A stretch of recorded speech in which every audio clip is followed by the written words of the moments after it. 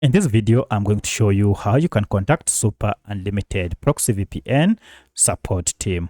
If this video helps, please like and subscribe to this channel. Alright, so if you are facing any issue that you wish to contact support, it's pretty simple. Just go ahead and log into your Super Unlimited Proxy VPN and then go ahead and look for this sign with a question mark.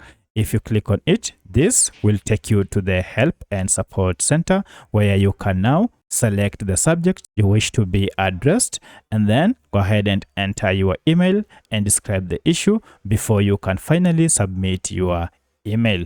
It is also important to always keep this checked so that diagnostic logs can be sent. Once you're done, now you can go ahead and click on send email and your email will be received and you should get a response within no time. So that's how you can contact Super Unlimited Proxy VPN support team. If you have any other question, kindly let me know in the comment section.